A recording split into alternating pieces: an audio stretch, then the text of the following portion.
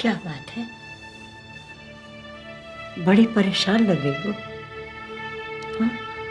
जब से आई हो ऐसे ही बैठी हुई हो, क्या परेशानी है? हाँ? और देखो ना, कॉफी भी नहीं पी तुमने। तुम्हें समझ में नहीं आएगा, छोड़ो। दफ्तर की बात होगी कोई? अच्छा सुनो, उठकर हाथ मुंह धो लो। हाँ? मैं तुम्हारे लिए दूसरी कॉफी बनाकर लाती हूँ। और हाँ, आज मैंने तुम्हारे पसंद के सांभर और बड़ा बनाया है। सिर्फ कॉफी ले आओ, मुझे भूख नहीं है। वाह, भूख कैसे नहीं है? हाँ? उठ, उठ के हाथ मुंह धो लो, मैं तुम्हारे लिए दूसरी कॉफी बना कर लाती हूँ। उठ जा। हाँ? मैं लाती हूँ, अभी लाती हूँ कॉफी।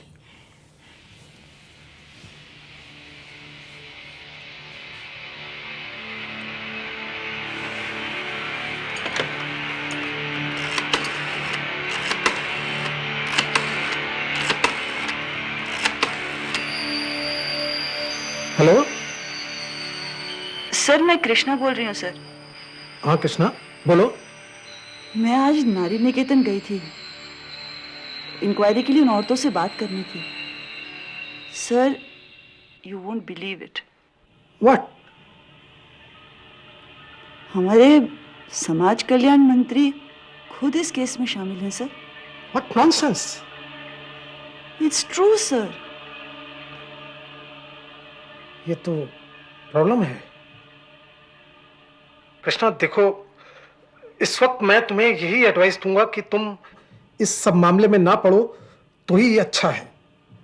देखो, मुझे लगता है ये सब और उलझ सकता है। हाँ सर, उलझ तो सकता है, लेकिन मैं पीछे नहीं हटूंगी। मैं उन औरतों का साथ जरूर दूंगी, फिर सामने कोई मंत्री हो या प्रधानमंत्री। सर, मैंने आपको पहले ही कहा था कि वो चुप बैठने वालों में से नहीं है। अब अगर वो प्रेस में चली गई तो अब मैं क्या कहूं सर। प्रसाद, पॉलिटिक्स में ये सब कुछ ना हो तो मजा ही क्या है। और फिर हम एक अदना औरत से यूं मुंह छिपाने लगे तो हो लिया हमारा काम। यही तो वक्त है दिमाग चलाने का। अच्छा, ये परेशानी छोड़ो और पता लगाओ कि वो कोई सौदा वोदा तो नहीं करना चाहती। क्या बात कर रहे हैं सर आप? वो और सौदा? मुझे नहीं लगता। नहीं नहीं क्या?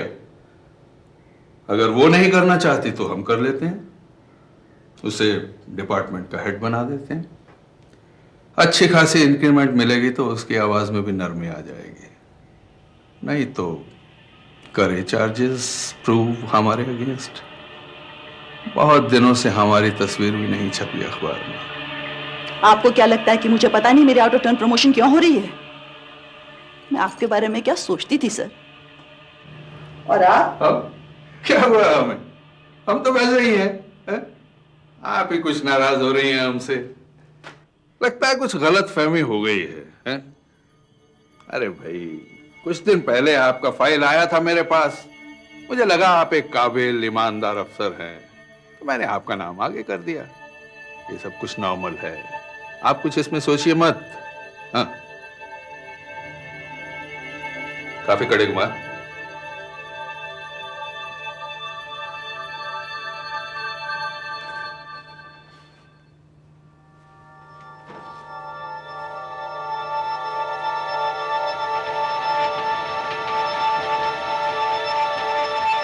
ये क्या बदतमीजी है? तुम्हारी हिम्मत कैसी हुई? How dare you!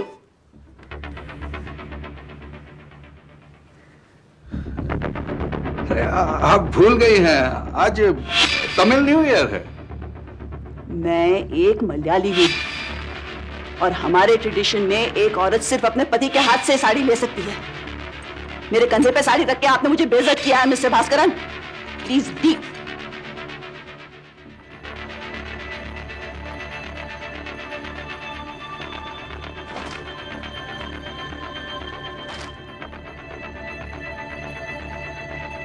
बहुत दिमाग चढ़ गया तुम्हारा। अब जरा नतीजा भुगतने के लिए तैयार रहना। Get out of here. संभल जाओ।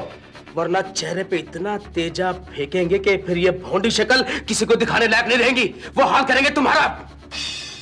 I will not keep quiet. मैं ये सिलसिला प्रेस के सामने ले जाऊंगी।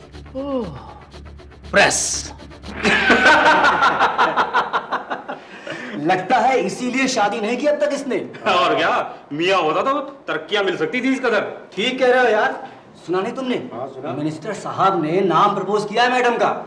मैडम डायरेक्टर और डिपार्टमेंट अपने यार का। काश मैं भी औरत होता, कमाने धमाने की चिंता ही नहीं होती। वैसे एक बात तो है यार, देखने में कमाल की शरीफ लगती है मैडम। और क्या। खैर चलो, मैं चल के बधाई तो दे ही आऊं, हैं? मैडम की शक्ल फीकी पड़ जाएगी सामने आईना देख करके। चलो मैं चलता हूँ। ओके। हाँ भाई, क्या मैं आई कमिंग मैडम? यस। मुबारक हो मैडम, बहुत बहुत मुबारक। अरे भाई सुना है आप डायरेक्टर बनने वाली हैं। किसने कहा है? अरे सभी कह रहे हैं मैडम। आपने तो खैर हमें कभी बताया ही नहीं कि आपके भास्करन जी के साथ इतने अच्छे ताल्लुकात हैं। हमें तो अखबार में फोटो देखकर पता लगा कि मिनिस्टर साहब का आपके घर भी आना जाना है। तो मैडम गुड न्यूज कब दे रही हैं आप? कृष्णा अपने सख्त रवैये की वजह से भास्करन की आंखों में खटकने लगी। जया को पौंडीचेरी से कहीं दूर भेज दिया गया। कुछ स्थानीय अखबारों में कृष्णा के इंटरव्यू भी छपे, जिनमें भास्करन पर नारी निकेतन की औरतों को इस्तेमाल किए जाने का आरोप भी था। इसके साथ ही लक्ष्मी और सुप्रिया के बयान भी छापे गए। अपने मंत्रियों की असलियत सामने आने पर जनता में आक्रोश बढ़ने लगा। उधर भास्करन पर अपनी पार्टी का दबाव भी आ गया। ये फालतू की बातें नहीं हैं भास्करन। पूरी प्रेस में अच्छा खासा हंगामा है। अरे तुम इलेक्शन को इतनी लाइटली कैसे ले सकते हो? ये नेगेटिव पब्लिसिटी क्या पार्टी की छवि को नुकसान नहीं पहुंचाएगी? Public has very short memory Bhaskaran. तुम जल्दी से इस मामले को रफा दफा करो। Take some action. सर। हाँ, आओ कृष्णा, बैठो। आपने बुलाया सर? कृष्णा, कुछ जरूरी बातें करनी है तुमसे। जी।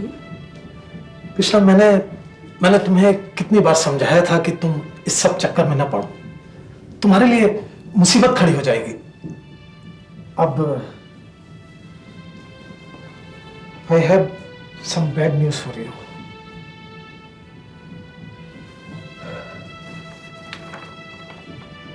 You have been transferred. अगले दिन कृष्णा के ट्रांसफर की खबरें अखबारों की सुर्खियां बन गईं।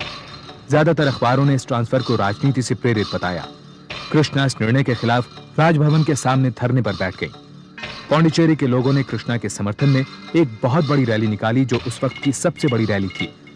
कृष्णा के बढ़ते प्रभाव से भास्करन को बाजी अपने हाथों से निकलती दिखाई दी। लक्ष्मी और सुप्रिया अब तक नारी निकेतन छोड़कर कहीं और जाकर रहने लगी थीं। अब कितना कर रहा है हमारे लिए। भला कौन करता है किसी के लिए इतना सब कुछ? हमारा इज्जत कौन इज्जत मानता है? तुम पागल हो लक्ष्मी। देखो, किसी औरत की इज्जत मेरी निगाह में बहुत कीमती होती है। किसी भी मर्द का हक नहीं बनता कि वो किसी भी औरत के आबरू के साथ खिलवाड़ करे। तुमको समाज में इज्जत मिलनी ही चाहिए। आपकी यही बातों से तो हमारा लड़की आपका दीवानी है। बस कृष्णा अम्मा जैसा अफसर बनेगा, यही इच्छा है इसको पढ़ने लिखने की बहुत इच्छा।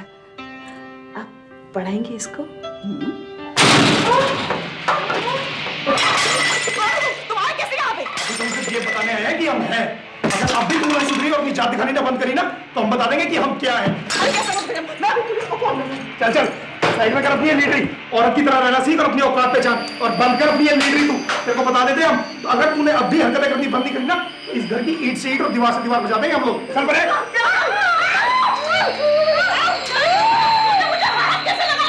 चल अब ये हल्का सा ट्रेलर दिखाया हमने, समझ आ गई तेरे को? हल्का सा ट्रेलर पढ़ करके ना पूरा सीन भी दिखा देंगे कैसे होगा।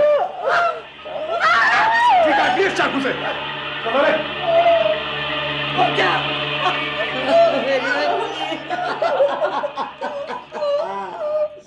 इस हादसे के बाद कृष्णा पौंडीचेरी के एक्टिंग गवर्नर श्री जोसेफ वकील से मिली और उन्होंने भास्करन पर सेक्सुअल हैरेसमेंट का इल्जाम लगाते हुए उनसे इस मामले को देखने को कहा। श्री वर्गीस ने मामले की नजाकत को समझते हुए इस पूरे हादसे की एक डिस्ट्रिक्ट जज द्वारा जांच के आदेश दिए। Yes Krishna, I will look into the matter.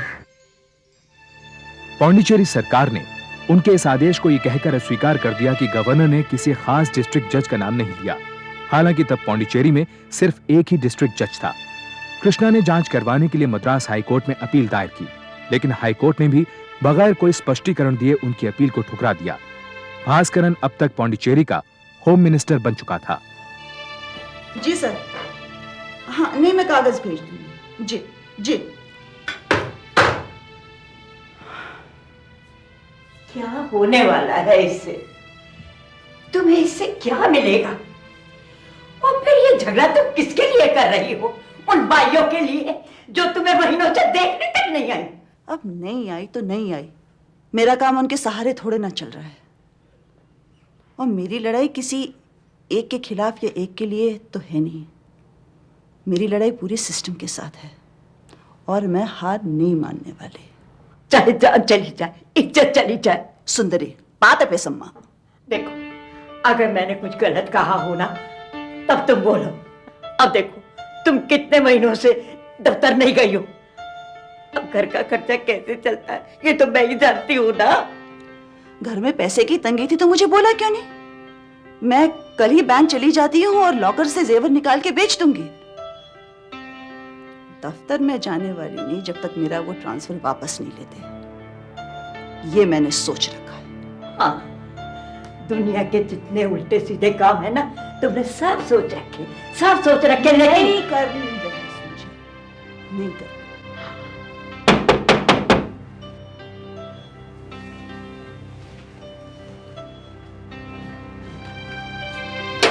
आपके लिए भेजा है।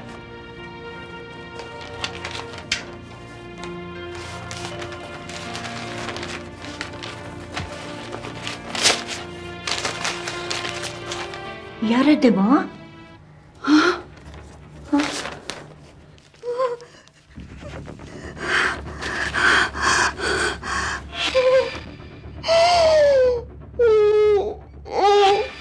बढ़ते हुए खतरे को देखकर सुंदरी ने कृष्णा को पौंडीचेरी छोड़कर जाने के लिए मना किया। 1978 में भास्करन राज्य का मुख्यमंत्री बन गया।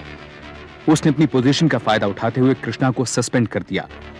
प्रेस ने इस मामले को खूब उछाला। कृष्णा ने सस्पेंशन के खिलाफ मद्रास हाईकोर्ट में अपील की। 1979 में कृष्णा ने राष्ट्रपति को भी चिट्ठी लिखकर इस सारे मामले से अवगत कराया। राष्ट्रपति ने मामले की जांच के बाद कृष्णा को वापस नौकरी पर बहाल करने का आदेश दिया, लेकिन भास्करन ने इस चिट्ठी को दबा दिया। जो अब तक किसी ने नहीं देखी, आगे भी कोई ना देखे। इस वजह से 1981 में कृष्णा मद्रास हाईकोर्ट में अपना केस हार गईं। 13 साल की लंबी कानूनी लड़ाई और नौकरी न होने के कारण कृष्णा पर आर्थिक बोझ बढ़ गया। उन्हें अपना पुश्तैनी मकान और जेवर बेचने पड़े। बात ये है कि गेदों का जानना एक गवाता है, इस कर्म के गहरे भेद जानने का इच्छुक है।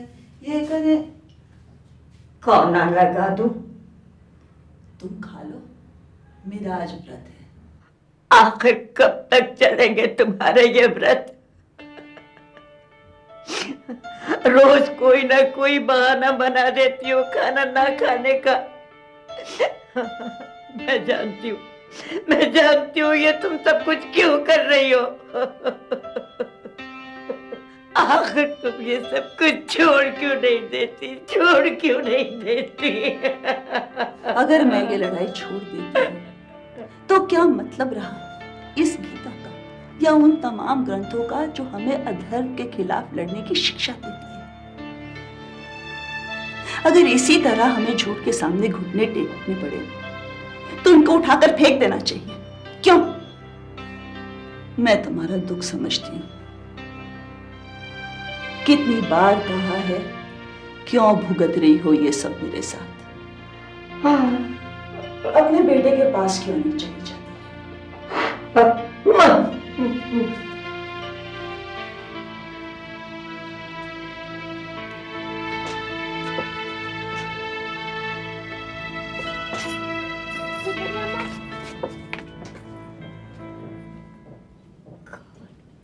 सुप्रिया, अयो ये किधर जाकर डेरा लगाया तुम लोग? हाँ, हम कितना ढूंढा, किधर किधर नहीं ढूंढा। कृष्णा अम्मा किधर है? हम तुम्हारे आगे हाथ जोड़ता है, उसके सर पर और परेशानी मत डालो, मत डालो। वो बहुत परेशान है, वो बहुत परेशान है। हमको मालूम सुंदरी, हमको क्या नहीं मालूम। हम उसको परेशान करने थोड़ी ना आया है, बस एक बार मिलने को है। हम पहले भी बहुत कोशिश किया मिलने को, पर मिल नहीं पाया। बस एक बार मिलने को हमको आराम हो जाएगा, चैन आएगा। अरे सुंदरी, लक्ष्मी, तुम? अयो अम्मा, क्या हाल हो गया तुम्हारा हमारी वजह से? अयो, ये क्या दुख झेल रही तुम? हमको पता होता तुम्हारा ये हाल होगा तो हम तुमको कभी नहीं कहते। ये क्या कर? ना ना ना, तुम्हारी वजह से तो मुझे कितना कुछ सीखने को नहीं, मुझे भगवान का सहारा मिल रहा है और तुम रो रही हो। सुप्रिया, अरे तू क्या छत को छुएगी? कितनी बड़ी हो गई है। अम्मा, अब इसका शादी भी हो गया। ये छोटा सा तुम्हारे लिए। क्या है? ये हम कुछ पैसा इकट्ठा किया तुम्हारे लिए। नहीं, इसमें तुम्हारा कुछ नहीं चलेगा। हाँ, तुम्हारा कुछ नहीं चलेगा। ये तुम्हारा बेटी इकट्ठा किया तुम्हारे लिए। देखो अम्मा, चोर डाकू तक पैसा दिया तुम्हारे नाम पे। तुमको नहीं मालूम, सारा लोग तुम्हारे साथ है। देखना देखना, तुम्हारा अच्छा दिन वापस आने वाले हैं। मुरुगन तुम्हारा हमेशा सुनेगा, जरूर सुनेगा। लोगों का प्यार देखकर कृष्णा का हौसला और मजबूत हो गया। साथ ही उन्हें इस बात का भी पता चला कि 1979 में राष्ट्रपति ने राज्य सरकार को चिट्ठी लिखकर उनको नौकरी पर बहाल करने का आदेश दिया था। उन्होंने इस आदेश की नकल हासिल करने के लिए स्टेट एडमिनिस्ट्रेशन के चक्कर लगाने शुरू कर दिए। प्रेस में मामला फिर से गर्मा जाने के डर से भास्करन ने कृष्णा को पागल करार कर दिया, लेकिन उन्हें पागलखाने के बजाय जेल भिजवा दिया। इस हादसे से कृष्णा का आत्मविश्वास हिल गया। मुझे तो लगने लगा है कि तुम सही थी और मैं गलत। मुझे क्या मिला ये सब करके? ये नहीं, तुम सही रास्ते पर हो। मेरे बेटे ने तुम्हारी जमानत का इंतजाम कर दिया है। तुम कल छूट जाओगी, फिर तुम्हें दिल्ली जाना है। सब इंतजाम वहीं पर होगा। हाँ, पैसे की तुम चिंता मत करना। मेरा मकान था ना, उसका क्या करना था? मैंने उसे बेच दिया। और हाँ, वहां जाकर ना एक अच्छा सा वकील कर लेना, फिर सब ठीक हो जाएगा। 1986 में कृष्णा ने सुप्रीम कोर्ट में भास्करन के खिलाफ सेक्सुअल हैरेसमेंट और गलत ढंग से उसे नौकरी से निकालने के खिलाफ अपील दायर की। उसके वकील बी प्रभाकरन ने कोर्ट के सामने इस केस के डिटेल्स रखे। योर ऑनर, केस के डिटेल्स अदालत के सामने। अगर कृष्णाबाई को जबरदस्ती नौकरी से नहीं हटाया जाता तो वो आज बाकायदा अपनी पोस्ट से रिटायर होती। इसलिए मेरी अदालत से गुजारिश है कि उन्हें सारे बेनिफिट्स, बैक वेजेस, इंक्रीमेंट और सारे कॉन्सिक्वेंशियल बेनिफिट्स जिसमें promotion, pension, gratuity, provident fund शामिल है, मिलने चाहिए। साथ ही उनकी प्रतिष्ठा और सम्मान को पहुंचे नुकसान के लिए 50 लाख रुपए बतौर हर्जाना दिया जाए। मैं सुप्रीम कोर्ट ने पौंडीचेरी गवर्नमेंट को आदेश दिया कि वो 14 साल पहले दिए गवर्नर की इंक्वायरी के ऑर्डर को डिस्ट्रिक्ट जज द्वारा 3 महीने में पूरा करें। डिस्ट्रिक्ट जज ने अपनी रिपोर्ट में कहा कि कृष्णाबाई के इल्जाम को सपोर्ट करने के लिए कोलैबोरेटिव एविडेंस नहीं मिले, लेकिन सुप्रीम कोर्ट ने इस रिपोर्ट को ठुकरा दिया। I express my deep regret and anguish over the entire episode. Krishnabai निश्चित रूप से पॉलिटिकल पावर के दुरुपयोग का शिकार हुई हैं। 1991 में दिए अपने जजमेंट में सुप्रीम कोर्ट ने कृष्णाबाई को रिटायरमेंट के सारे बेनिफिट्स का हकदार माना और साथ ही के भास्करन को कृष्णाबाई को नुकसान पहुंचाने के एवज में 3 लाख रुपए बतौर हर्जाना देने का आदेश दिया।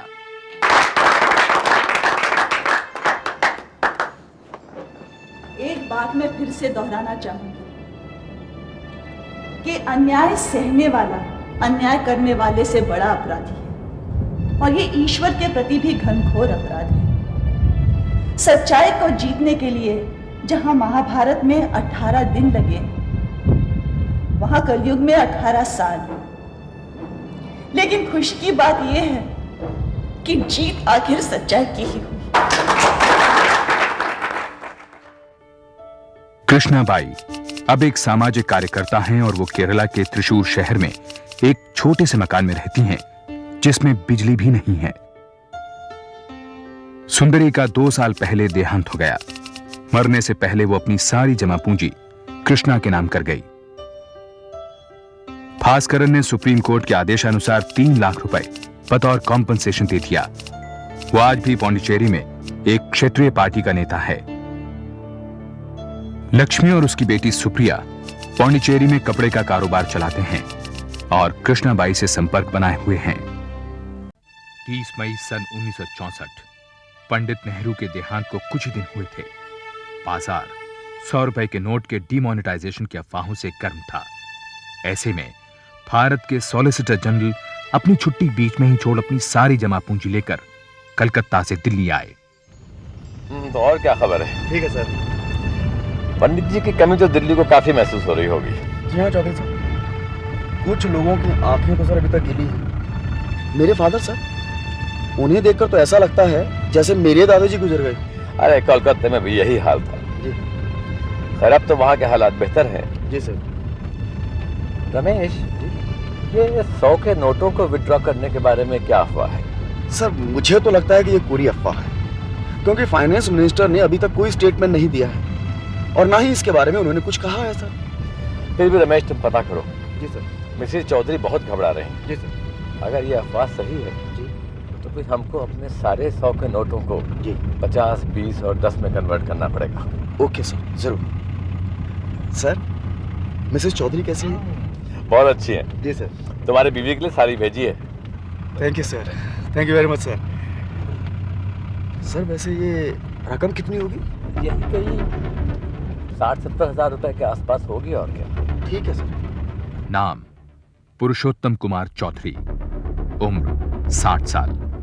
अपनी काबिलियत और हुनर की वजह से सॉलिसिटर जनरल के ओहदे पर पहुंचे हैं। परिवार कलकत्ता में है और वो खुद दिल्ली में एक आलीशान सरकारी बंगले में रहते हैं।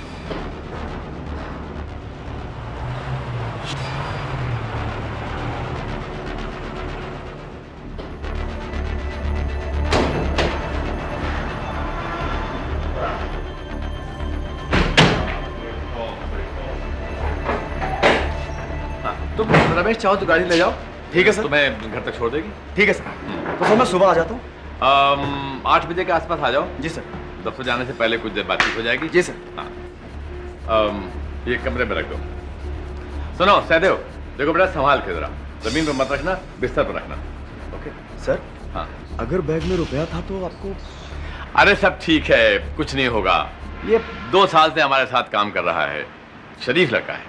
सर आप सब पर कुछ ज्यादा ही विश्वास करते हैं। क्यों? तुम पर भी तो करता हूँ।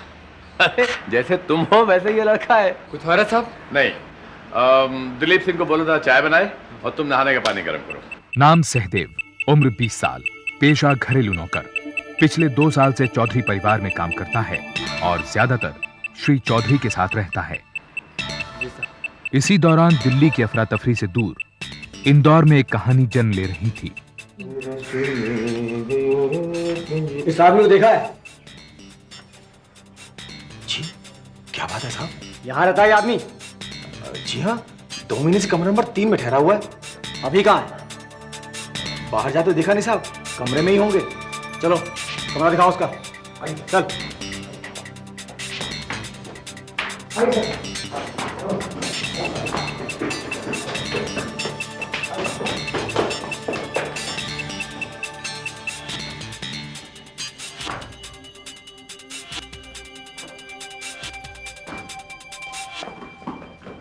आइए सर, आइए। भाग गया साला। ए, जाओ चप्पा चप्पा छंडा लॉज का, क्विक।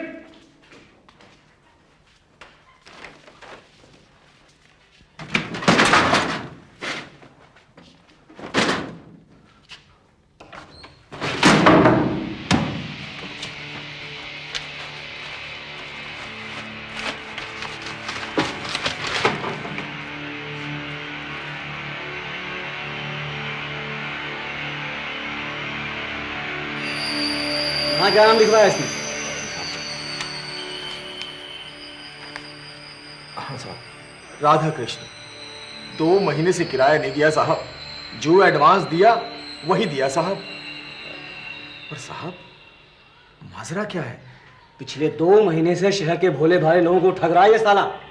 नकली सर्टिफिकेट, झूठी मार्कशीट, नकली एफिडेविट बनाकर लोगों से पैसे वसूल रहा है।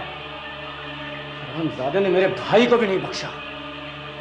साहब, आपके भाई को जाली कागजात की जरूरत क्यों पड़ गई? बकवास बंद कर अपनी। चलो।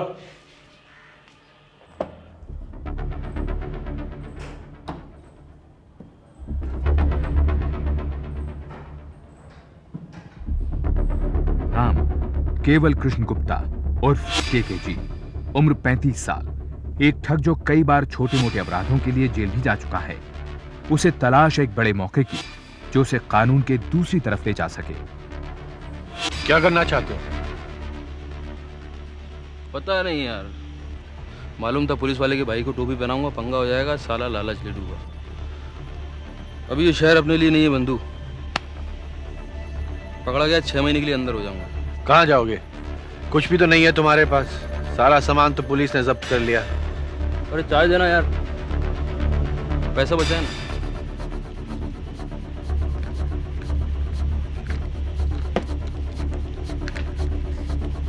सोच रहा हूँ दिल्ली चला जाऊं।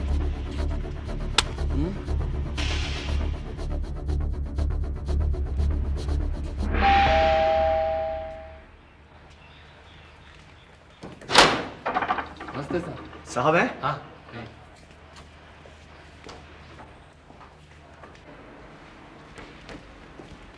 साहब, सर मैं पैसा ले आया। Okay, good. सर, पिछली बार के 25,000 और इस बार के 15,000 मिलाकर पूरे 40,000 को 10-10 के नोटों में बदलना है। और वैसे सर आरबीआई के डायरेक्टर से मेरी बात हुई। वो कहते हैं कि ये सब अफवाह है और वित्त मंत्री जल्दी ही इस बारे में अपनी सफाई देंगे। तो सर मेरे ख्याल से बाकी 100 के नोटों को अब हमें बदलने की जरूरत नहीं पड़ेगी। चलो खैर, अब जो हो गया सो ठीक है। जी सर। लो सर, ये रखो। तो सर सर मैं चलता हूँ। हाँ रमेश जी, 15 तारीख के लिए मेरा और सहदेव का जी सर कलकत्ता मेल से रिजर्वेशन। जी सर। और 20 तारीख को मेरा अकेला वापसी। क्यों सर, आप अकेले आएंगे क्या? भाई वो मिसेस चौधरी कहती हैं कि इसकी वहाँ ज़्यादा ज़रूरत है। ठीक है सर, तो सर मैं करवा देता हूँ। ओके ठीक है सर। ठीक है, ऑल राइट।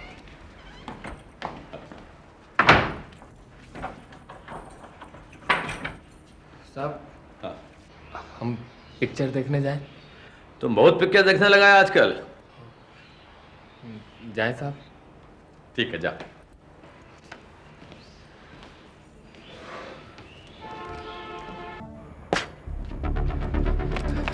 कैसे हो श्रीनाथ भाई? इतनी देर कहाँ कर दी? आज तो लगता था साहब जाने नहीं देंगे। पैसे अभी हैं? हाँ। तुमने देखा है? हाँ। पक्का? अरे हाँ भाई, आज भी देखा था। कितने होंगे? कुछ 60-70 के करीब, लेकिन एक परेशानी। क्या? जल्दी करना होगा। 15 तारीख को ना मैं यहाँ रहूंगा ना पैसा। क्यों? कहाँ चले जाओगे? क्या फर्क पड़ता है? तुम्हें बताओ, तुमने कुछ सोचा है? हाँ हाँ, मैंने 2 लोगों से बात की है, वो दोनों तैयार हैं। अच्छा ठीक है, कब करें? आज बुधवार है, अगले संडे को करते हैं। हाँ ठीक है। और हाँ, शुक्रवार की रात को यही मिलते हैं। हाँ। अच्छा, फिल्म की टिकट लाया? हाँ लाया हूं ना। हाँ। ये रही, आ बैठ। हाँ। चल देर हो रही है। अरे बैठ ना। नाम श्रीनाथ, उम्र करीब 27 साल। उस समय बेकार था। कुछ महीने पहले तक श्री चौधरी के घर पर नौकरी करता था। वहीं उसकी मुलाकात और दोस्ती सहदेव से हुई। अपनी बुरी हरकतों के कारण उसे नौकरी से हाथ धोना पड़ा। श्री चौधरी ने उसे खुद नौकरी से निकाला था। आइस।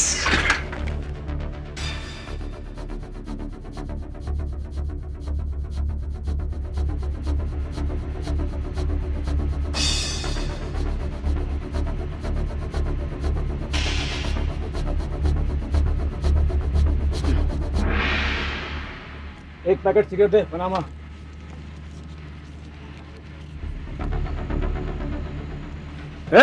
रुक रुक साले, कहीं तो रुक। क्या कहाँ जाएगा, रुक।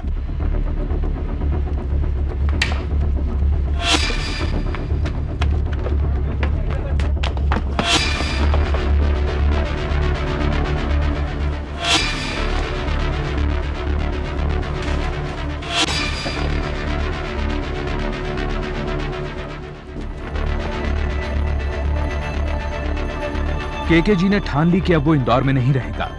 उसी दिन वो बिना टिकट ट्रेन में सवार हो गया और अगली सुबह दिल्ली पहुंचा। दिल्ली में उसने करोल बाग में एक सस्ते से होटल में कमरा किराए पर ले लिया। जी बोलिए। हाँ जरूर मिलेगा।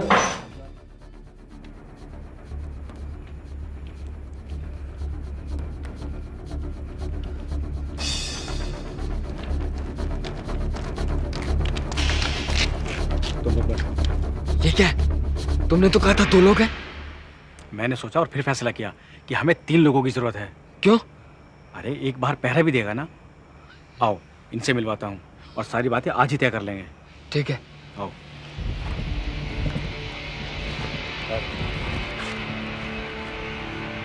ये है कमलदीन, ये है सोहनलाल और ये मंगू। तुम में से पहले कभी किसी ने किया? अबे चुप, तू तो साले जैसे चंबल का डाकू है ना, ज्यादा लीडरी मत कर। तमीज से बात करो मुझसे, नहीं तो मैं जा रहा हूँ। अरे समझ यार। अच्छा चल तू इन्हें बता कैसे करना है, क्या करना है और कब करना है। चल बता। साहब 11 साढ़े 11 बजे सो जाते हैं। दिलीप सिंह भी। ये दिलीप सिंह कौन है? खानसामा है। अच्छा। वहीं बरामदे में सो जाता है। हाँ। साहब का कमरा खुला रहता है। हाँ। और चाबियां तकिए के पास रहती है। और हाँ, आवाज बिल्कुल नहीं होगी। ए मंगू, तुम 2 थैले लेके आना, रुपया उसी में रखेंगे। सब लोग मुंह पे कपड़ा बांधेंगे, कोई पहचान ना पाए। और किसी ने देख लिया तो उसको उसी टाइम खत्म करना होगा। ये क्या कह रहा है? साले अगर पकड़े गए ना तो जमानत भी नहीं होगी। नहीं नहीं, कोई खून खराबा नहीं होगा। अबे तेरा साहब जाग गया तो उसकी आरती उतारेंगे क्या? मैंने कहा है कोई खून खराबा नहीं होगा, नहीं तो मैं जा रहा हूँ। कोई आ रहा है। ये माचिस है, माचिस है। केके जी को दिल्ली में आए कुछ दिन हो चुके थे, लेकिन उसे अब तक कोई रास्ता नहीं सूझ रहा था और उसके पास पैसा भी खत्म होने लगा था। भाई साहब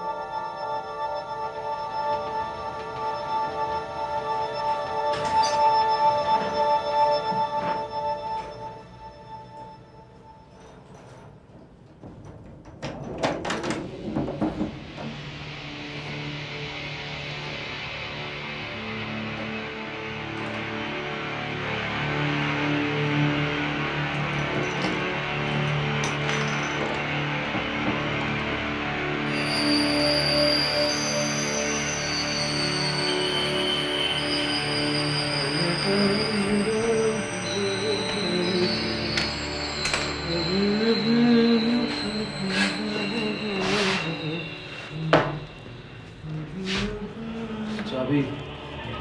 हाँ जी आ गए। ये लो भाई। क्या बात है भाई साहब, तबीयत तो ठीक है ना? थक गया है। अच्छा।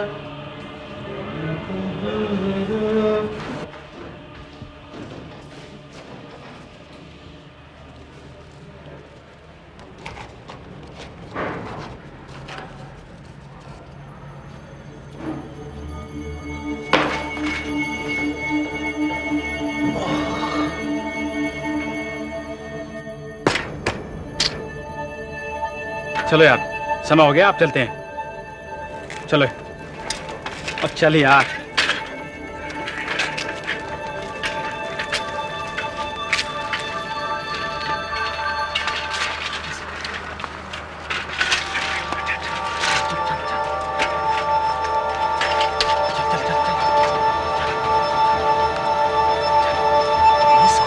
अब तक यहाँ पहुंचा क्यों नहीं भाई?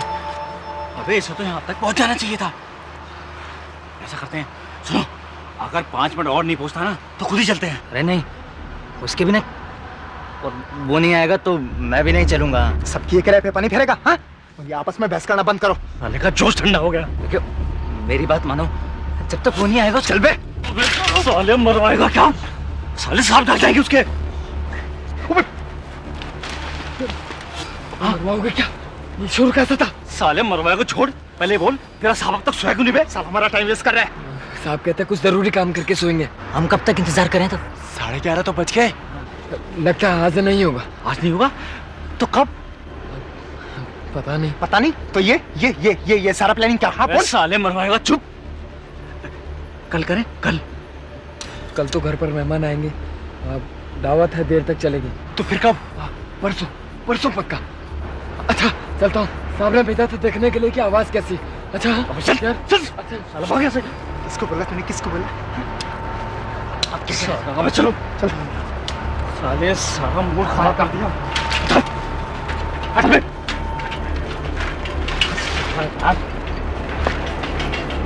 अबे चलना साले। मैंने खुद पैसे गिन के अंदर रखे हैं, ताला लगाया है, चाबी रख के बस 2 मिनट के लिए बाहर गया और जाके देखा मैंने तो इसमें पैसे गायब। बस ये समझ लीजिए कि थोड़ी देर पहले पैसे यहाँ थे और अब गायब, जैसे लॉकर खा गया वो पैसे। कितने पैसे थे? ये 130 रुपए थे। मुझे समझ में नहीं आता वो सारे पैसे लेकर क्यों नहीं गया। भाई साहब ये जरा देर से लौटूंगा जी। क्या हो गया? चोरी हो गई साहब, लॉकर में पैसे कम है। अरे बताओ कितने पैसे थे? 130 रुपए। सब कमरों की तलाशी लेनी होगी। तलाशी ले लो भाई साहब, तलाशी ले लो, सबकी ले लो, बहुत जरूरी है ये। आजकल जमाना बड़ा खराब आ गया है यार, शरीफ आदमी बदमाश में तो कोई फर्क ही पता नहीं चलता। आप बोलो, भगवान हमें शक्ति दे इन दुष्ट आत्माओं से लड़ने के लिए। सही बात है, बिल्कुल सही कह रहे हो आप। तो आप हमारे कमरे की पहले ले लो, हमारी चाबी आपके पास है। अरे नहीं साहब, ले लो आप चाहो तो। अरे नहीं, कल आप खुद ही तो मेरे सामने आए थे। नहीं आप नहीं साहब, नहीं आप जाइए साहब, जाइए आप साहब। चलो कोई नहीं।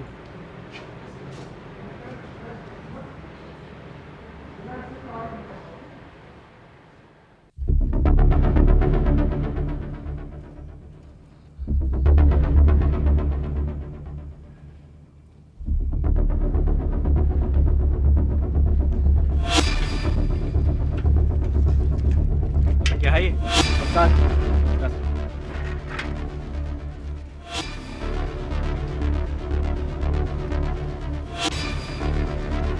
कितने लाया? ला।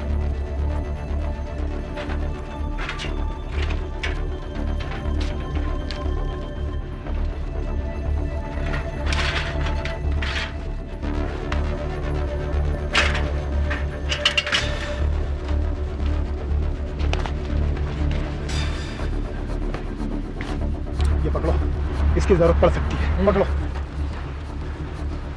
चलो।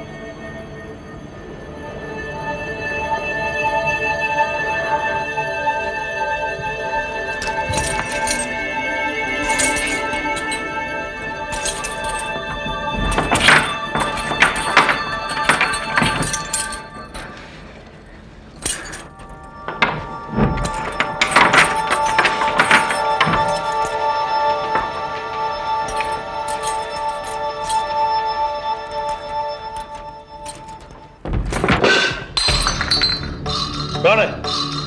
कौन है? चोर चोर चोर चोर चोर चोर चोर चोर चोर।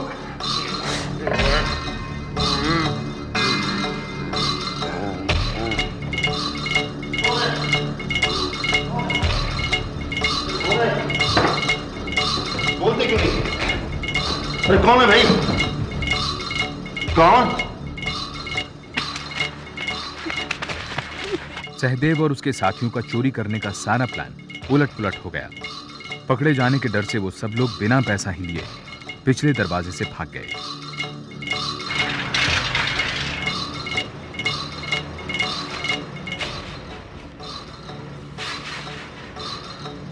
सॉलिसिटर जनरल की हत्या, गिरफ्तार।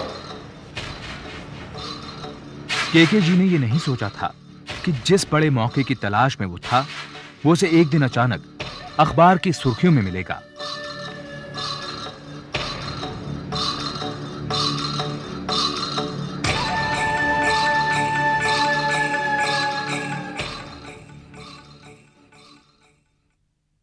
भारत के सॉलिसिटर जनरल पी.के. चौधरी की कल रात को हत्या कर दी गई। एक गिरफ्तार। एक गिरफ्तार। केवल कृष्ण गुप्ता न्यूज़पेपर आर्टिकल से उन घटनाओं को एक सूत्र में पिरोने की कोशिश में लग गया जो उस रात घटी थी।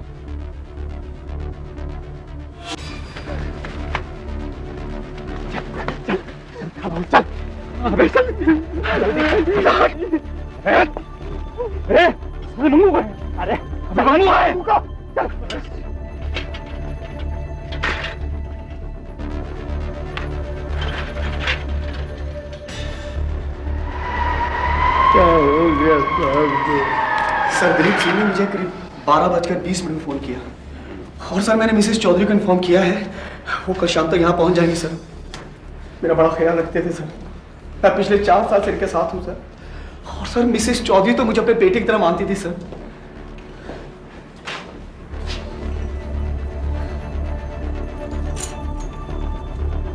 लगता है कि हत्यारे इस अलमारी से कुछ लेना चाहते थे। इसी बीच चौधरी साहब की आंख खुल गई और वो मारे गए। हो सकता है सर। अलमारी में काफी रकम थी सर। ये बात आपको कैसे मालूम? सर मैं इनका पीए हूँ और ये सब कुछ मुझे बताते थे सर। आपके अलावा ये बात और कौन जानता है इस घर में? मेरे अलावा कोई नहीं सर। हाँ सर, सहदेव इस घर का नौकर है। सहदेव कहाँ है? सहदेव फिल्म देखने गया है, आता ही होगा।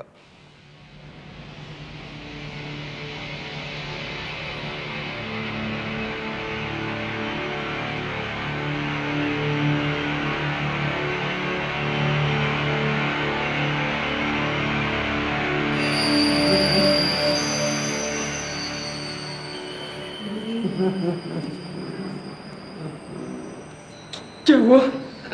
मार डाला, हरामजादों ने साहब को मार डाला। मेरी बद्दुआ लगी उन कमीनों को। अरे कुत्ते की मौत मरेंगे वो सब। ये कौन है? ये सहदेव, यही काम करता है। कहां से आ रहे हो? मंदिर से। इस वक्त? जी उसके बाद पिक्चर देखने गया था। झूठ बोलता है? सच सच बता वरना इतने डंडे मारूंगा तुझे, याद रखेगा। मुझे मत मारना साहब, मुझे मत मारना। उन्होंने कहा था कि तुम मेरे साथ काम करना साहब। उन्होंने जबरदस्ती काम करवाया था। मैंने भले कहा था उनको। सहदेव को अब जाकर एहसास हुआ कि उनसे क्या हो गया। घबराहट में उसने अपना जुर्म कबूल कर लिया। इंस्पेक्टर कुमार ने सबूत इकट्ठे करने शुरू कर दिए। वो उस जगह गया जहां सहदेव ने अपने साथियों के साथ चोरी करने का प्लान बनाया था, जहां उन्होंने अपनी साइकिलें खड़ी करी थीं। पुलिस को श्री चौधरी के घर के पास गीली मिट्टी में पांव का एक निशान भी मिला।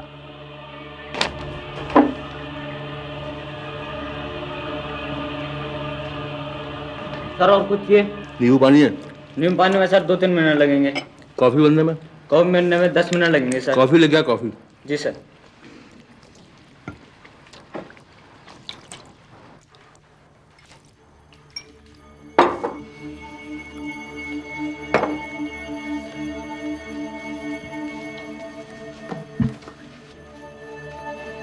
अरे पैसे, चोर चोर, अरे पकड़ो चोर चोर, अरे पकड़ो चोर, चोर चोर, अरे पकड़ो चोर चोर।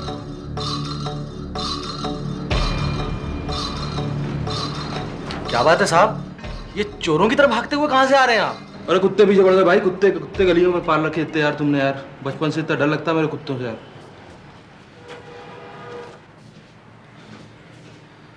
और सुनाओ भाई, आप कैसी कट रही है? चोर वोर पकड़ा गया नहीं पकड़ा गया? अजी चोर तो पकड़ा ही जाएगा साहब, बचकर कहाँ जाएगा। वैसे साहब मुझे लगता है ये कोई अंदर का ही आदमी था जिसे पता था कि चाबियां कहाँ हैं और लॉकर कहाँ पर है। खैर कोई बात नहीं, मेरी नजरों से बचकर नहीं जा सकता। देखना जिस दिन मेरे सामने आ गया उसी दिन पहचान लो। भाई ऐसा करो, ये होटल की नौकरी छोड़ के आप जासूसी ज्वाइन कर लो, आपका दिमाग जो है ना सही चलता है, आपका माइंड करेक्ट है उसमें। जी चाबी दे दो जरा। जी हाँ जी। वैसे मैं आपको पकड़ के दिखा दूंगा चोर। ना ना बिल्कुल, भगवान आपकी मनोकामना पूरी करे, मेरी भी पूरी करे, आप प्रार्थना करना। जी जरूर। और मेरी बात को गंभीरता पूर्वक लेना, आप ले नहीं रहे हो, थोड़ा सोचना इस बारे में। हाँ जी। क्योंकि सॉलिसिटर जनरल की हत्या एक बहुत बड़ा मामला था, सरकार ने नामी क्रिमिनल लॉयर राजेंद्र प्रसाद झा को इस केस का प्रोसिक्यूशन लॉयर नियुक्त किया। सच का पता लगाने के लिए झा इंस्पेक्टर कुमार से मिलने गए। कमरुद्दीन को छोड़कर सभी ने मजिस्ट्रेट के सामने कन्फेस कर लिया। किसी दबाव में आके तो नहीं किया ना? नो सर, बिल्कुल नहीं, खुद ही किया। सबके बयान भी मिलते हैं सर। दबाव तो हमारे ऊपर है, रोज ऊपर से फोन आते हैं, कहते हैं कि जिस देश का सॉलिसिटर जनरल ही सुरक्षित नहीं है वहां की जनता का क्या होगा। अब आप ही बताइए सर, अगर सारा देश ऐसे नौकर रख लेगा तो इसमें पुलिस की क्या गलती है? अच्छा देखिए, मुझे आपके पास जितने एविडेंसेस हैं उनकी कॉपी चाहिए एक एक। उसकी जरूरत नहीं पड़ेगी सर। क्यों? वो सोहनलाल सरकारी गवाह बनने को तैयार है, और फिर क्यों नहीं बनेगा? फांसी से बचने का सबसे आसान तरीका। आपके पास पूरा सबूत है कि वो उस रात को वहां था? इंस्पेक्टर कुमार कौन आप हैं? आप थोड़ा बाहर रुकिए, मैं अभी बुलाता हूँ। जी भाई साहब टाइम नहीं है। देखिए मेरा नाम केवल कृष्ण गुप्ता है, मैं पीके चौधरी केस में जो लौंडे फंसे हैं उनका केस लड़ने के लिए आया हूँ, तो अभी देख लो आप। अच्छा आप ऐसा कीजिए, आप इनसे बात कर लीजिए, मैं अपने जूनियर को भेज दूंगा, आप उसे सब डिटेल दे दीजिए। राइट। मेरा नाम राजेंद्र प्रसाद झा है जी, मैं पीके चौधरी में पब्लिक प्रोसिक्यूटर हूँ। अब आपसे तो मुलाकात होती रहेगी। क्यों? अरे आप डिफेंस लॉयर है ना? कौन? आप क्या डिफेंस लॉयर? काय का? हाँ डिफेंस लॉयर, हाँ हाँ हाँ तो है। तो हाँ मुलाकात तो होगी, केस नहीं जीतोगे आप, केस जीत नहीं पाओगे। Best of luck. केवल कृष्ण गुप्ता ने जाली वकालतनामा तैयार किया और अदालत में पेश कर दिया। उसे लगा कि जिस बड़े मौके की तलाश में वो था वो यही है। अखबारों में इस केस को काफी अहमियत मिल रही थी। केवल कृष्ण गुप्ता को एहसास था कि चाहे वो ये मुकदमा जीते या हारे, वो मशहूर जरूर हो जाएगा। साहब हम ही ने मारा, हम ही ने साहब को मारा था। तुम लोगों ने नहीं मारा साहब, हम ही ने मारा था। तुमने नहीं मारा है, जो हुआ है वो हुआ ही नहीं है। जो हुआ उसको भूल जाओ। अभी जो मैं बोलूंगा, जो मैं कहूंगा वही करना है, वही कहना है। लेकिन वो सोहनलाल साला सरकारी गवाह बन गया है। अरे उसको तो 5 मिनट में तोड़ दूंगा मैं। आएगा ना कोर्ट में, क्रॉस सवाल करते हैं ना, उसमें औकात में आ जाएगा 5 मिनट, वो उसकी चिंता मत कर तू। लेकिन मुझे बड़ा अफसोस है कि साहब मारे गए, वो बहुत अच्छे इंसान थे। वो देख, कोई भी बड़ा आदमी होता है ना पैसे वाला, वो अच्छा इंसान नहीं होता है, वो चूसता है, खून चूसता है। वो सब काला धन रहता है उसके पास, चोरी का पैसा होता है, समझा? काला धन मालूम है क्या होता है? काला धन। लेकिन वो मुझे बहुत प्यार करते थे। चुप कर साले, तू और तेरा साहब खुद तो गया, हमें यहाँ छोड़ गया मरने के लिए। मैंने पहले ही कहा था कि खून खराबा मत कर। तो क्या करता, मैं क्या करता है? अब चुप कर, सालों ने सुबह से चेंचे पैपे लगा रखी है। साहब सुना है वो वकील बहुत सयाना है और बहुत काबिल है, और कभी मुकदमा भी नहीं आ रहा। तूने मेरे बारे में सुना है मैं कोई मुकदमा आ रहा हूं? सुना है मेरे बारे में? अबे अदालत में आएगा ना वो, मेरे सामने जब बहस करेगा, वकालत से नफरत हो जाएगी, शहर छोड़ के भाग जाएगा। तुम लोग बस मैं जैसा बोल रहा हूं वैसा करो। तुम लोग बोलो कि साहब ये पुलिस की साजिश है, ये तो हमें मार पीट के बयान ले लिया हमसे। मैंने कुछ कबूल नहीं किया है। कबूल करना ही नहीं है, कबूल मत करो। तुम बोलोगे साहब हम तो थे ही नहीं वहां, हम लोग तो पिक्चर में बैठे हुए थे, ये तो पुलिस हमारे खिलाफ साजिश कर रही है। ठीक है सर। हाँ ऐसा बोलो, मैं तुम सबको 2 दिन में बाहर कर दूंगा, ध्यान रखना इस बात का। अभी चिंता मत करो, आराम से फैल के सो, मैं संभाल लूंगा। ठीक है सर। हैं? ठीक है सर।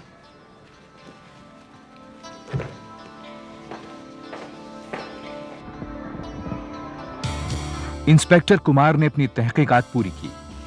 पीके चौधरी की हत्या का केस सेशंस कोर्ट में पहुंचा। गुप्ता जी क्या हाल है? अरे आप हमसे नाराज किस बात से? हाथ मिलाने में क्या है भाई? दुश्मनों से हाथ नहीं मिलाता मैं। दुश्मन मैं? अरे भाई मैं भी तो आप ही की तरह वकील हूँ। मैं तुम्हारी तरह वकील नहीं हूँ, तुम अपने आप को बहुत समझते हो ना। आओ कोर्ट के अंदर आओ, बत्ती गुल कर दूंगा, वकालत करना बुला दूंगा, क्या होता है? देखिए मिस्टर गुप्ता, आप हाथ नहीं मिलाने हो तो बिल्कुल मत मिलाइए, लेकिन तमीज के हद से बाहर जाने की जरूरत नहीं है आपको। अच्छा अच्छा रास्ता ना, मैंने रोका हाथ मिलाने के लिए? मैंने रोका था? ये बात नहीं लगता है मुझे। कई बार तो मुझे शक होता है कि वकील है भी कि नहीं। ऐसा बदतमीज आदमी मैंने कभी देखा ही नहीं। सर मेरे साथ भी इसका ऐसे ही बर्ताव था, कुछ गड़बड़ है सर।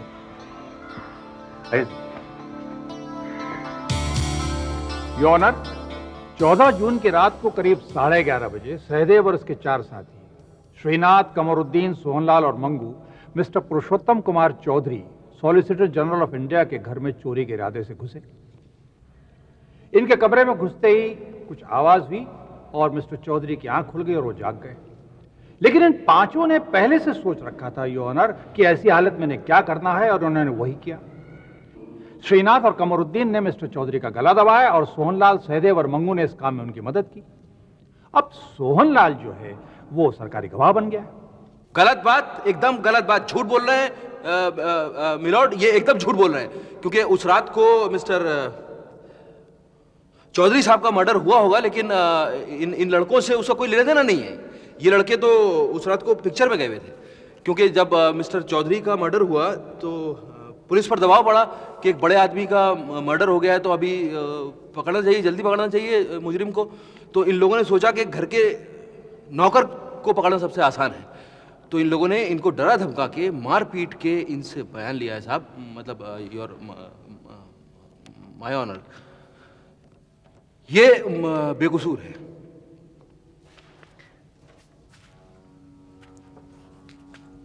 तुम सहदेव कब से जानते हो भाई? 10 जून 1964 को पहली बार उससे रात को मिला था। 10 जून 1964। और ये हादसा कब हुआ? 14 जून 1964 की रात को। मतलब 4 दिन में तू इसका इतना गहरा दोस्त बन गया कि तू डाका डालने को तैयार हो गया है? नहीं, वो सहदेव मेरा दोस्त नहीं है, तो श्रीनाथ ने पैसों का लालच देकर ये काम करने पर। श्रीनाथ ने पैसों का लालच दिया कि ये कुमार ने, इंस्पेक्टर कुमार ने पैसों का लालच दिया कि तू सरकारी गवाह बनाया? नहीं, इंस्पेक्टर कुमार तो हमें झूठ मत बोल दूंगा। अबे तू तो उस रात था ही नहीं वहां।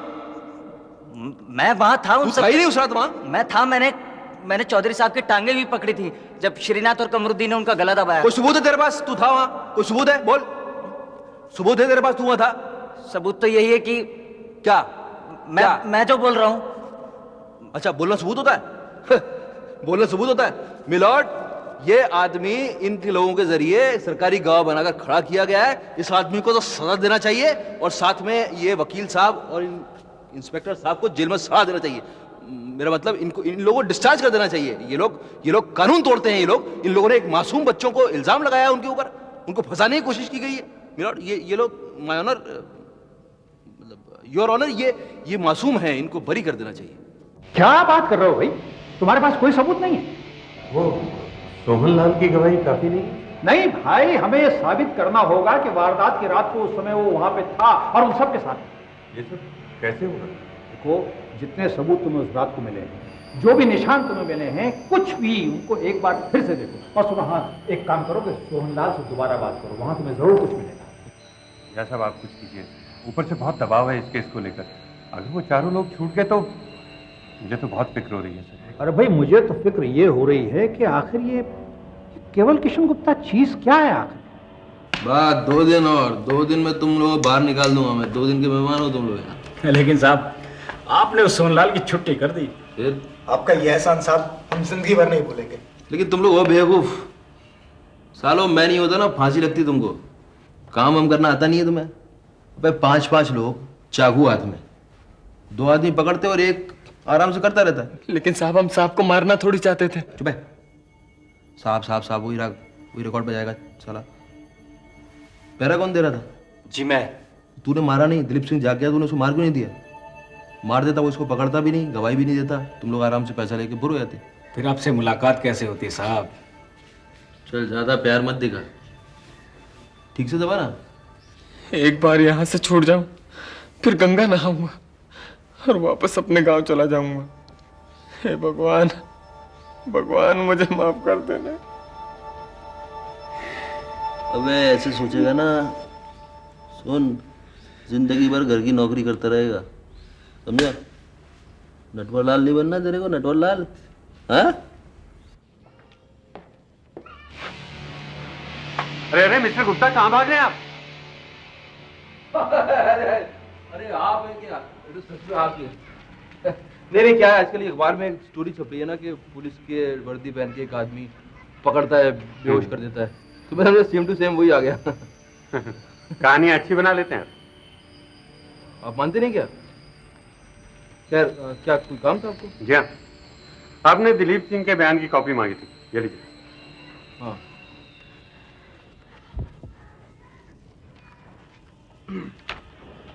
Thank you, thank you.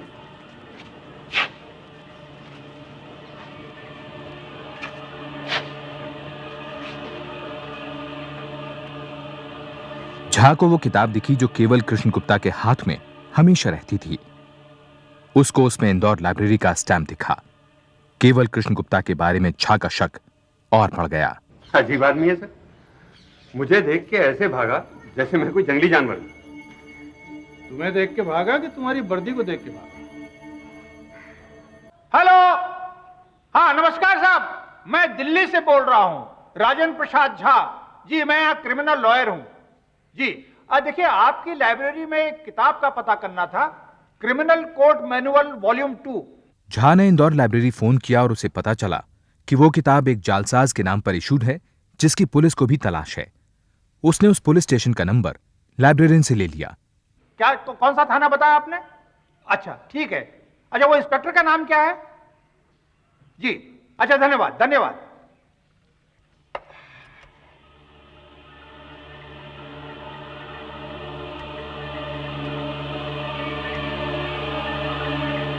Hello, देखिए मैं 547336 से बोल रहा हूं, मुझे इंदौर एक कॉल बुक करानी है अर्जेंट जी। नंबर है इंदौर 4342 जी। धन्यवाद, थैंक यू।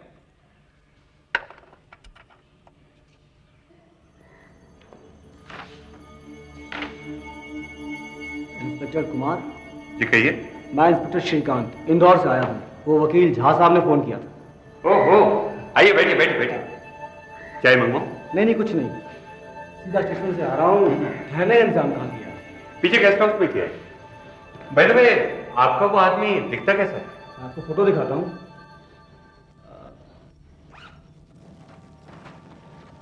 ये बहुत चालू है साला, भोले भाई लोगों से पैसे हटता रहता है। एक बार मुझे मिल जाए बस। मिल गए, आपका ये आदमी आपको मिल गया।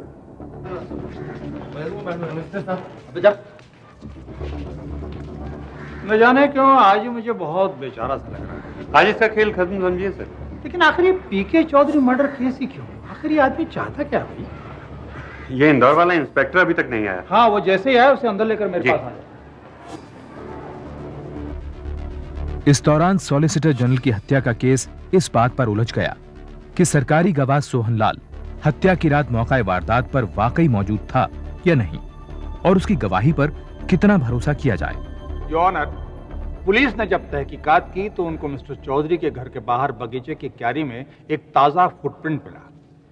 तो पुलिस ने उस फुटप्रिंट का प्लास्टर ऑफ पेरिस का ढांचा तैयार किया, और एक्सपर्ट्स का कहना यह है कि यह ढांचा सोहनलाल के पैर के ढांचे से बिल्कुल मेल खाता है।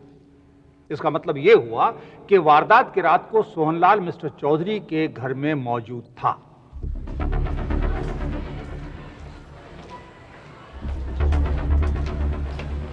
इंस्पेक्टर कुमार। अरे इंस्पेक्टर कहाँ थे? वो बाद में बताऊंगा। वो कहाँ है? अंदर है। लेकिन अभी तो कोर्ट की कार्रवाई खत्म होने वाली होगी, हम यही इंतजार करते हैं। योर ऑनर, पुलिस ने जब कमरुद्दीन को गिरफ्तार किया तो उसके घर से एक धोती बरामद हुई और दिलीप सिंह ने पहचान लिया है कि धोती मिस्टर चौधरी की ही थी। इससे कुछ साबित नहीं होता भाई, ऐसे कुछ साबित नहीं होता है। धोती से क्या हुआ? धोती, ऐसी धोती मेरे घर में मिल जाएगी तो क्या मैं मुजरिम हो जाऊंगा? बिल्कुल हो सकता है। अरे क्या साहब, मिलॉर्ड ये कैसी वाहियात बात कर रहे हैं? मेरे जो मुवक्किल जो हैं ये बिल्कुल बेकसूर है। बल्कि मैं तो ये कहूंगा आज तक किसी ने ये सवाल नहीं पूछा कि उस सेठ के मतलब मिस्टर चौधरी के पास इतना पैसा आया कहां से? ऑब्जेक्शन योर ऑनर, इस बात का इस केस से कोई ताल्लुक नहीं है। ताल्लुक? Objection sustained. ताल्लुक कैसे नहीं है? मिस्टर गुप्ता। जी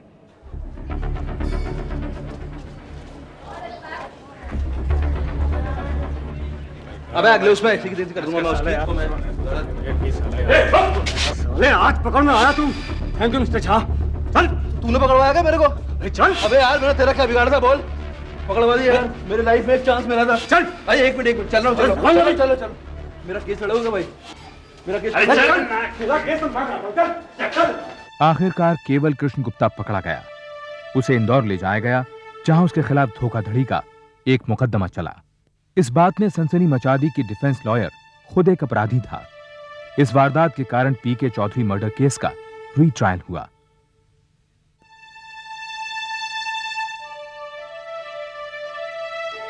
छह महीने के अंदर अदालत ने श्रीनाथ और कमरुद्दीन को मौत की सजा सुनाई और उन्हें फांसी दे दी गई। सहदेव और मंगू को उम्र कैद की सजा हुई। छूटने के बाद आज वे दोनों कहां हैं, कुछ पता नहीं। अदालत ने सोहनलाल को एक चेतावनी देकर छोड़ दिया। श्री राजेंद्र प्रसाद झा अब 84 साल के हैं और दिल्ली में आज भी वकालत करते हैं। केवल कृष्ण गुप्ता को इंदौर की अदालत ने चोरी और जालसाजी के इल्जाम में 1 साल की सजा सुनाई, लेकिन नकली वकील बनने के लिए उसे कभी सजा नहीं मिली। जेल से छूटने के बाद वो कहां गया, अब कहां है, कुछ नहीं मालूम। अपनी जिंदगी का एक और बड़ा मौका वो शायद आज भी कहीं ढूंढता होगा।